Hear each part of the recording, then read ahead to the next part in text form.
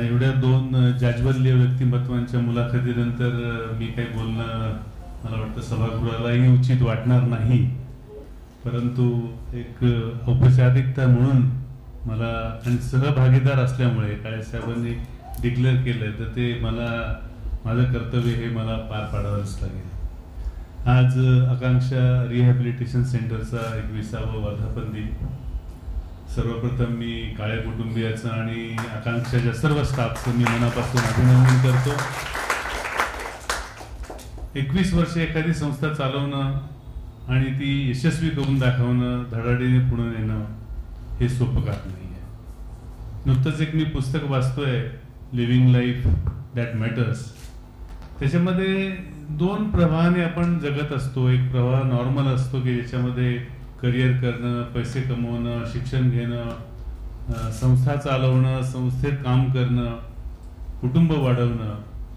दुसऱ्या प्रकारचा मार्ग असतो की समाजाकरता झोकून देणं, वाहून देणं, त्याग करणं, त्यागाची परिसीमा गाठणं आणि केवळ लोकमानसाकरताच जगणं। अशा दोन टाईपने आपण जगत असतो। हे दोन्ही आवश्यक घटक आहेत, म्हणजे ह्याच्यातला एक घटक वाईट आणि एक घटक चांगला अशातला भाग नाही आहे। हे दोन्ही घटक आवश्यक। जसं की घरामध्ये आई असते, ती निरलसपणे प्रेम करते, तू पास हो नापास हो, तू नोकरी कर नको करू, तू असं कर तरी पण मी प्रेम करत राहील। वडिलांचं लव कंडिशनल असतं की तुला माझ्याकडून प्रेम हवं असेल तर तुला समाजात आदर मिळवला पाहिजे, तू चांगले मार्क्स मिळवशील तर मी नक्कीच तुला प्रेम करीन, आणि तेही आवश्यक असतं आणि हेही आवश्यक असतं। तसं हे समाजाचे दोन्ही भाग आहेत, परंतु हा दुसरा जो भाग आहे तो इतका सोपा नाहीये। जो प्रभात असतो, शिक्षण घेणं, नोकरी करणं, व्यवसाय करणं, समाजाकरता काही करणं, ह्या गोष्टी जशा एक नॉर्मल कोर्समध्ये सगळेजण करत असतात, परंतु दुसरा जो भाग असतो जो आईच्या निरलस प्रेमाचा आहे की कुठलीही अपेक्षा न करता मी त्याग करत राहीन आणि लोकांकरता काम करत राहीन, अशा या कामामध्ये सविताताईंचं काम मोडतं। तसंच परिमलाताईंचं एक काम त्याच्यामध्ये मोडतं आणि हे खूप अवघड आहे, हे खूप अवघड आहे। ह्याच्यामध्ये जसं सविताताई लढत होत्या तर हे एकटीने लढत असताना त्यांना तो खूप त्रास झाला असता, परंतु आज त्यांना सपोर्ट करणारे जे हेमंतजी आहेत, त्याचबरोबर त्यांचे दोन्ही मुलं सुना, त्यांनी आज उल्लेख केला, त्यांचा सहभाग आहे, त्यांच्या मैत्रिणींचा सहभाग आहे। खरंच म्हणजे ह्या सर्वांचं मनापासून परत एकदा अभिनंदन। कुणीही जन्मजात म्हणजे जो काही स्वतःच्या चुकीमुळेच अपंग होतो अशातला भाग नाहीये। कोणी जन्मात असतो, कोणी अपघाताने होतो, त्या गोष्टी त्याच्या हातात नसतात, पण तो समाजाचा एक महत्वाचा भाग असतो। आणि मग या व्यक्तींना सहानुभूतीची गरज नाहीये। आधीच्या वक्त्यांनी सांगितलं, त्यांना हवाय तो रिस्पेक्ट, त्यांना हवाय ती समानता, आणि ती देण्याची वृत्ती ही आपल्यामध्ये असायला हवी, समाजामध्ये असायला हवी। मॅडमनी सांगितलं की समाजामध्ये ती मानसिकता आणणं फार गरजेचं आहे। आज मी ज्यावेळेला परदेशी जातो त्यावेळेला ह्या गोष्टी खूप प्रकर्षाने जाणवतात। मुळात त्यांची लोकसंख्या कमी, मुळात त्यांचं आरोग्य चांगलं, दिव्यांगांची संख्या कमी, परंतु कुठे फुटपाथ सुद्धा त्याला टेपर दिलेला असतो प्रत्येक ठिकाणी। आणि ज्यावेळेला असं आपण चौकशी करतो तर त्यावेळेला सांगतात की व्हीलचेअर त्याच्यावरून पास झाली पाहिजे।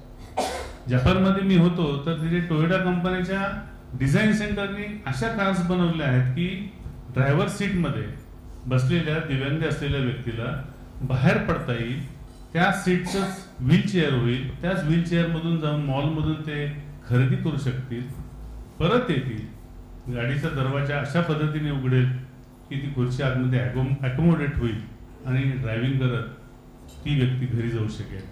इतका सखोल विचार बाहेरचे लोक करतात, पण भारतात ती अजून तेवढी लोकांमध्ये जाणीव दिसत नाही, आणि ती मानसिकता आपण नक्कीच बदलली पाहिजे। ज्या वेळेला मॅडम बरोबर काम करत असताना, परंतु अनेक अजून काही संस्थांबरोबर काम करत असताना असं मला लक्षात आलं की ह्याच्यातलं जे आत्मिक समाधान जे आहे हे खूप जबरदस्त आहे आणि खूप चांगलं आहे।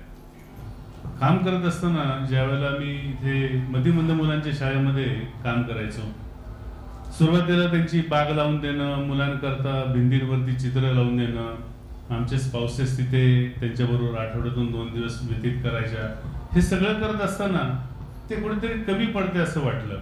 आणि त्यांच्या असं लक्षात आलं की काही मुलांची क्षमता बऱ्यापैकी दिसते.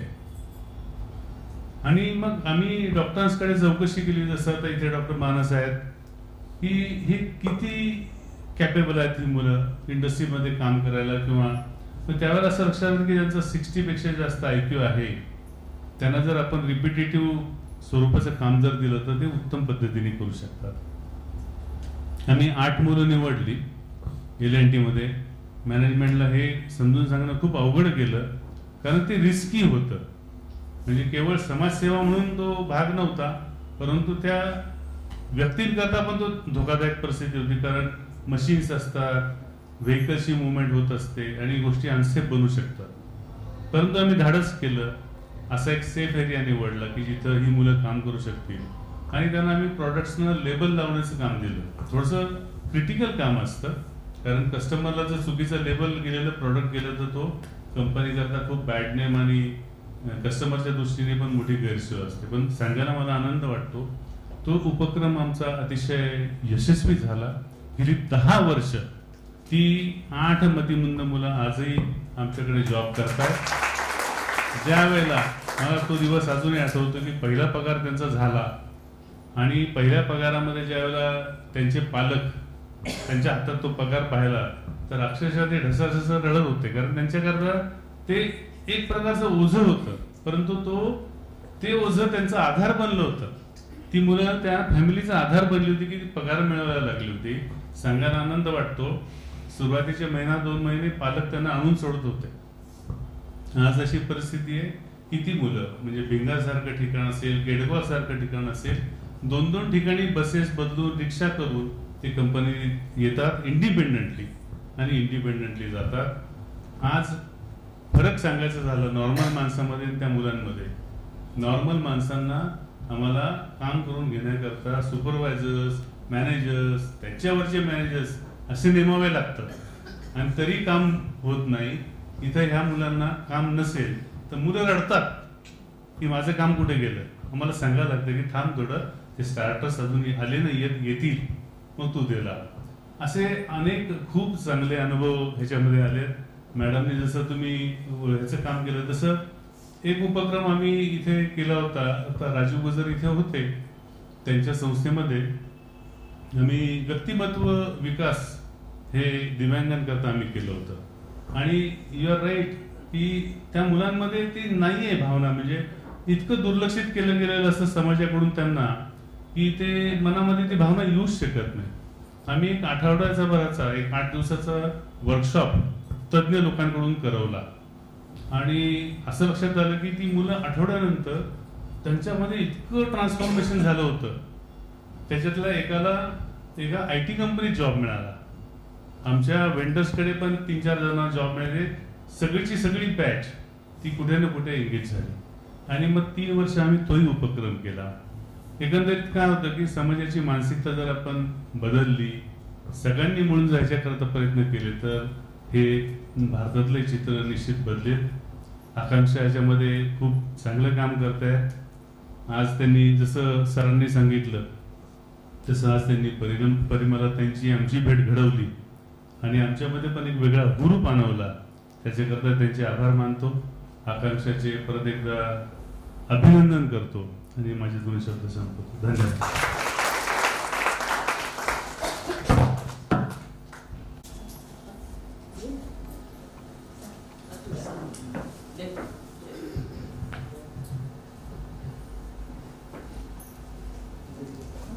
योग्य ठिकाणी योग्य व्यक्तींकडून मिळालेलं ज्ञान हे माणसांना त्यांचे विचार आणि जीवनाचे प्रवाह बदलण्यासाठी भाग पाडत असतात. तर आपल्या कार्यक्रमाच्या अध्यक्षांचं आपल्याला मोलाचं मार्गदर्शन लाभलेलं आहे, त्यांच्याबद्दल मी कृतज्ञता व्यक्त करते.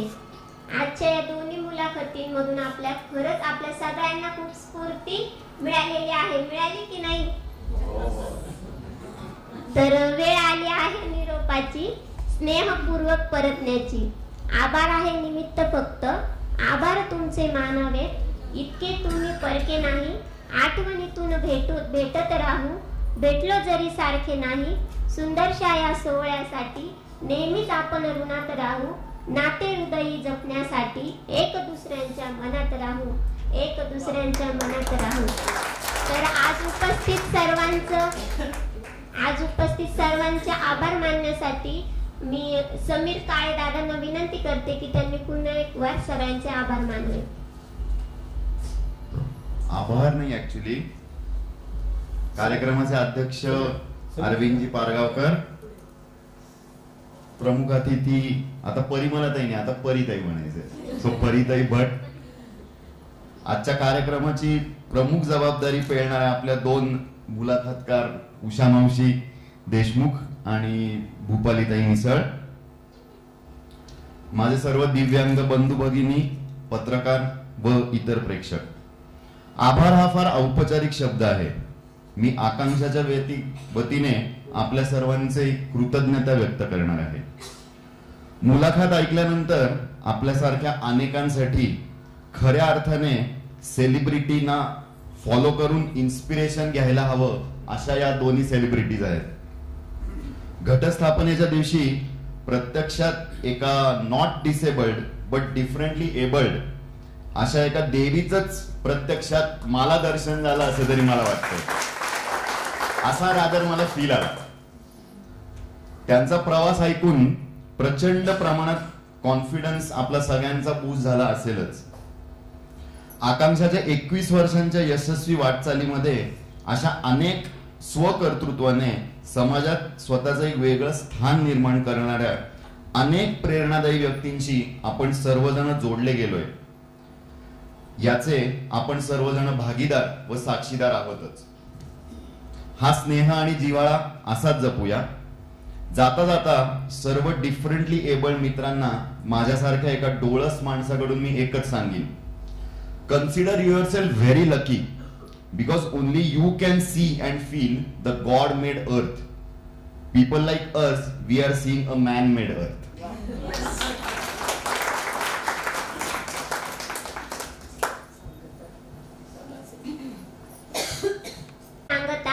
आकांक्षातील आपल्या सगळ्यांचे लाडके राजू सय्यद यांना विनंती करते की त्यांनी त्यांच्या बासरीने कार्यक्रमाची सांगता करावी.